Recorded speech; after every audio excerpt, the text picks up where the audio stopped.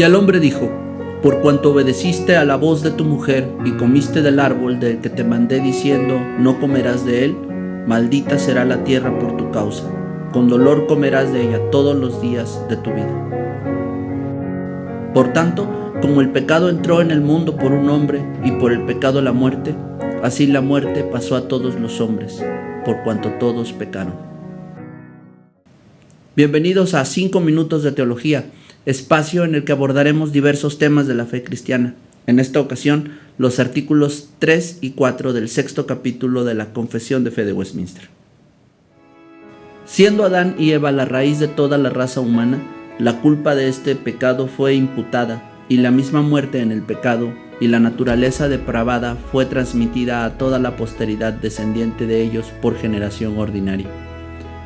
De esta corrupción original, por la cual estamos totalmente impedidos, inhabilitados y opuestos a todo bien, y completamente inclinados a todo mal, proceden todas las transgresiones actuales. La doctrina del pecado original es fundamental para la fe cristiana. Ella nos conduce a entender nuestra condición y la forma en que afecta a nuestra relación con Dios. Por lo anterior, a lo largo de la historia de la Iglesia, esta doctrina ha sido causa de muchas controversias, porque implica una reflexión honesta acerca de la justicia, capacidad moral y responsabilidad de los hombres.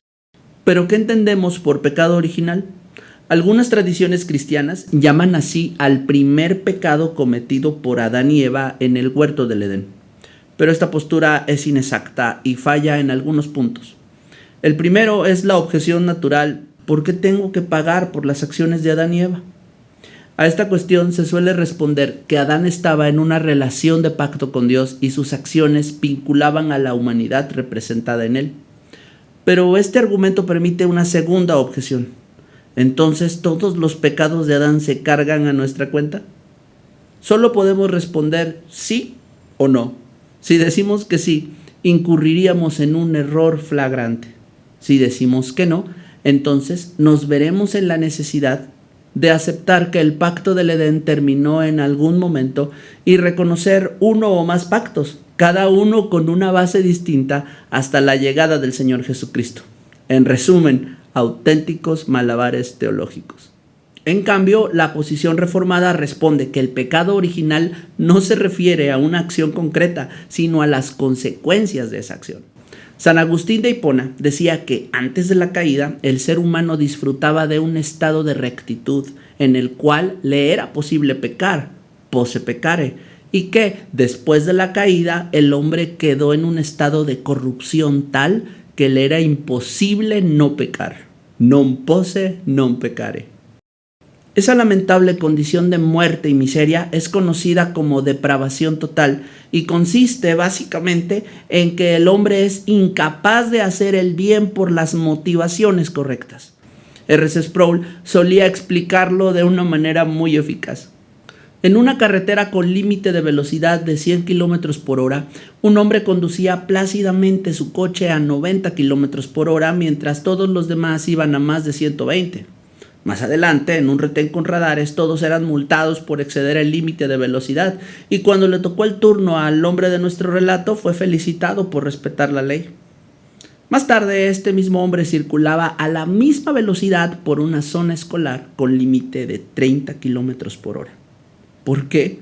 Porque a él le gustaba manejar a 90 km por hora. Este ejemplo ilustra que los seres humanos a veces hacemos el bien, pero no porque amemos a Dios, sino porque en determinadas circunstancias hacer lo bueno coincide con nuestras preferencias o conveniencia. En este contexto, cada acción humana, por buena y noble que parezca, en el fondo se encuentra motivada por el egoísmo y es igualmente merecedora de la ira de Dios. Pues aunque el pacto fue quebrantado por Adán, permanece vigente y es la base del juicio divino, ya que en el día final todos los hombres seremos juzgados según nuestras obras, lo que significa que aparte de la gracia de Cristo, la humanidad se encuentra destituida de la gloria de Dios. Pero todavía queda una pregunta: ¿cómo llegó hasta nosotros esta condición de muerte y miseria? La respuesta corta es por imputación. La palabra imputar etimológicamente significa poner encima y se usa como sinónimo de atribuir. A partir de su expulsión del huerto, Adán y Eva imputaron su culpa a su descendencia. G.I. Williamson señala que a diferencia de los ángeles que han sido creados individualmente por Dios, la humanidad está vinculada entre sí por la procreación, la cual no solamente replica las características biológicas, sino también las morales de padres a hijos. De esta manera, la muerte y miseria pasaron de Adán a la humanidad entera. Entender la imputación resulta más sencillo abordándola desde un sentido más esperanzador. Las Escrituras nos revelan que la justicia de Cristo es imputada a los creyentes, los cuales no son engendrados de sangre ni de voluntad de varón, sino de Dios.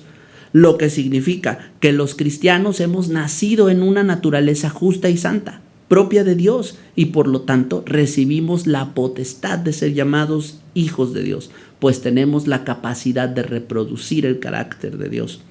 Al igual que con la culpa original, esta nueva naturaleza no fue causada por nuestras acciones, sino que fue puesta encima de nosotros como una vestidura limpia y fina que cubre nuestra culpa y vergüenza, como las pieles con que Dios cubrió a Adán y a Eva, anunciando la futura redención. Hemos llegado al final de este episodio y quiero pedirte que si este contenido te ha resultado útil, lo compartas con más personas para que así Dios nos haga crecer en gracia y conocimiento de Él. Mi nombre es Víctor Hugo Alarcón. Hasta la próxima.